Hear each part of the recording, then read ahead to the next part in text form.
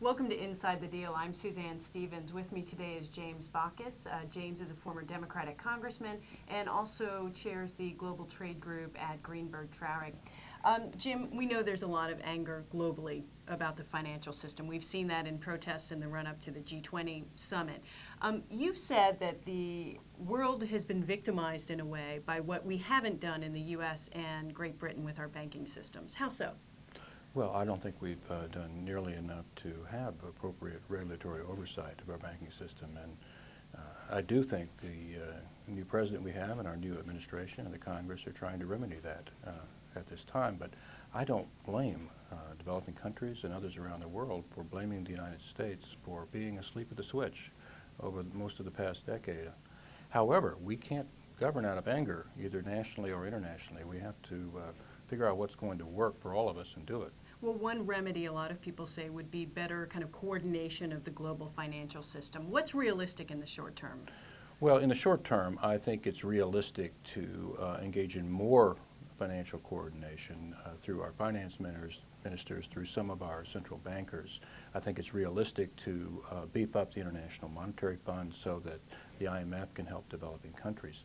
I agree to a great extent with Gordon Brown of the United Kingdom that we need to do a lot more to put in place a global financial architecture, but I think that's a bridge too far for us right now globally. Well, in the short term, what are some things that can be coordinated? I mean, you mentioned the IMF, but you know, what realistically can be coordinated? I think we can do much more to coordinate our financial stimulus globally.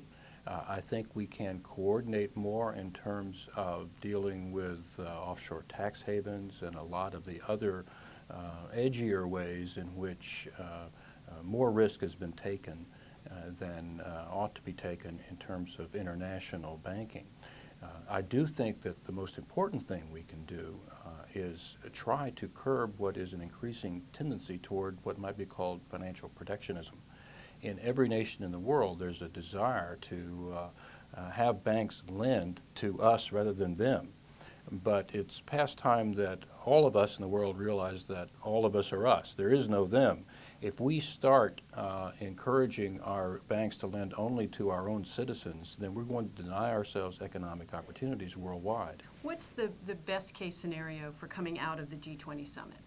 The best case would be more than a pledge on concluding the Doha development round. Let's conclude it. Let's get that shot in the arm of lowering tariff barriers and other trade barriers worldwide. Real stimulus coordination along the lines of what President Obama is proposing. Some further progress toward real financial coordination among our finance ministers to make certain that we coordinate to a much greater extent what we're trying to do in each of the major countries in the world to improve our financial regulatory regimes. And finally, let's stop this trend toward financial protectionism that is going to erode the possibilities for real economic recovery in the United States and worldwide. Jim Bacchus with Greenberg Traurig. Thanks for coming by. My pleasure. I'm Suzanne Stevens. Thanks for watching Inside the Deal.